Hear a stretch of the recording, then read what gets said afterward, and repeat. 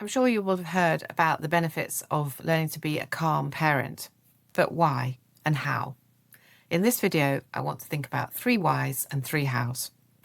So number 1, why be a calm parent? The first is that shouting a lot or shutting down or withdrawing is not effective in your role as a parent.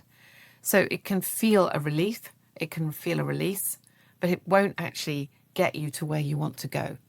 It may seem to get you to where you want to go in the short run, but actually the long-term consequences of either of those types of behaviours is actually going to impact negatively your experience of being the sort of parent that you likely want to be, i.e. having more confidence and more connection with your family.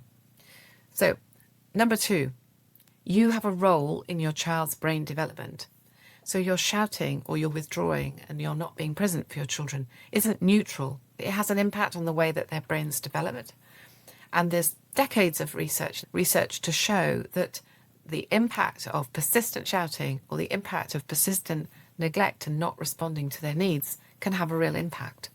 So learning to do something different is going to have a long-term impact, not just on what's happening right now, but on how their brain is actually developing and the nature of the relationships they're going to be having with their friendships, with their future partners, and with their own children. That's quite a responsibility, isn't it? But the good news is that we can really learn skills now that can help us make this difference. Finally, the next why is actually it feels a whole lot better. When you know how to navigate your role and your responsibilities as a parent without a lot of shouting, and you know how to do it without just withdrawing and giving up. When you feel more confident in your role, it's still demanding, it's still challenging, but it can feel much more rewarding. And indeed, it will be much more effective. So it will feel better to you, will feel more confident. And that has a huge benefit. You'll also find that you're going to be able to engage your children and family members much more effectively in working for things that matter to you. And so for all of those reasons, for all of those whys, I would encourage you to practice and learn how to be a calm parent.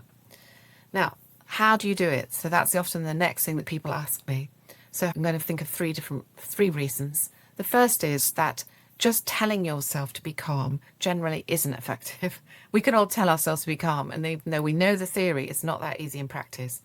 So one of the things I would first say is I would really encourage you to take some time to learn about relationship health and the IMO approach, or learn about relationships with other people, because once you understand more deeply what's actually happening, then how you do it actually becomes much easier. Once you deeply understand the why, I've given you some 3 quick ideas, but once you much more deeply understand the why, then you'll be able to figure out the answer to that problem, because you'll feel the benefit that it's going to benefit for you. Yeah.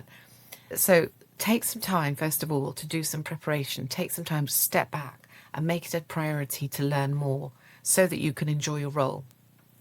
Now, the second how is as a part of this preparation process. It's learning the key skills for understanding what's happening in you and what's happening in another person. So for this, what we're doing is we're building up our self-awareness. Now, the skill of understanding what is happening in the moment and reflecting on it, and then thinking about my experience, but also the experience, say, of my children or of my family members, that's a really advanced skill. It's a skill that when we don't pay attention to it can go off track. It can get easily hijacked. And when we lose those skills, that's where we revert to becoming shouty or shut down. So the third method of how we learn to be a calmer parent is that we have to practice. Wouldn't it be great to be able to say, I'm going to get fit, I'm going to get strong muscles, and the muscles just appear? Well, just like with being a calm parent, we can only build the skill of staying calm by practicing. Actually, this is the good news. You can have lots and lots of incidents and feel quite positively about them, because each and every one of them are going to give you opportunities to practice the skill of staying calm, or this time just a little bit calmer, or this time getting back on track just a bit more quickly. So practice is going to be required. So there we are. We need preparation. We need to build our understanding and self-awareness, and then we also need to practice. That's how we do it.